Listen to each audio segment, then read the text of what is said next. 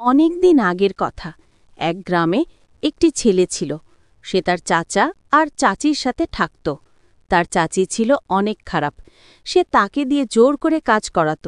একদিন সে তার চাচির কাছে খাবার চাইল। চাচি, অনেক ক্ষুধা পেয়েছে, আমাকে খাবার দাও। সারা দিন শুধু খাই খাই, একটা কাজ তো ঠিকমতো করিস না। ও, অনেক লাগছে, আর মেরো না। তারপর সে জঙ্গলে চলে গেল। হঠাৎ তার সামনে একটি ভূত এলো। ভূতটি তাকে বলল,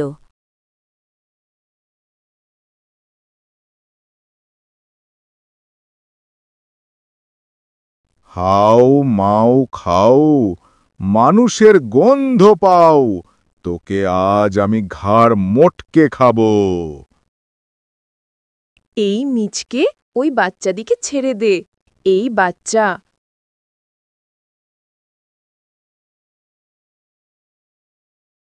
তুমি এই জঙ্গলে কি করছো? তোর বাবার নাম কি? আমার বাবার নাম জিসাদ। আরে, এ তো আমারই ছেলে। আমি মারা যাওয়ার পর ছেলেটা এতিম হয়ে গেল। ওর চাচি ওকে এত মারে। চল বাবা, তোকে আমি বাড়ি পৌঁছে দিয়ে আসি। আমি ওই বাড়িতে যাব না, আমাকে আবার মারবে। তোকে কেউ মারবে না। তারপর পেতনিটি বাচ্চাটিকে বাড়ি পৌঁছে দিলে।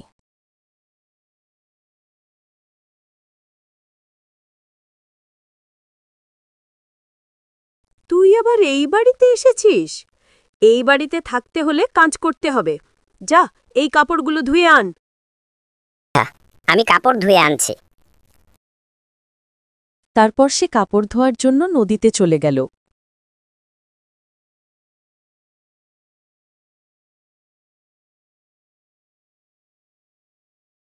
তুমি এসেছো? দাঁড়া, আমি কাপড় ধুয়ে দিচ্ছি। এনে। এখনই কাপড় নিয়ে বাড়ি চলে যা।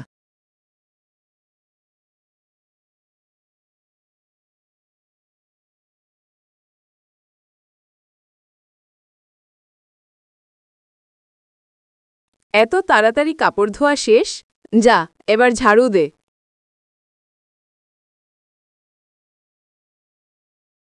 অনেক সুন্দর করে ঝাড়ু দিবি। তাড়াতাড়ি ঝাড়ু দে, তাড়াতাড়ি, আরও অনেক কাজ পড়ে আছে।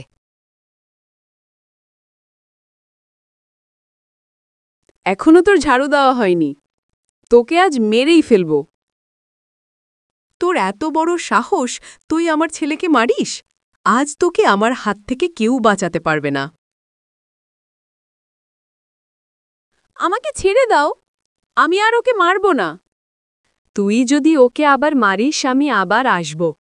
তারপর তার চাচি তাকে আর কখনো মারেনি।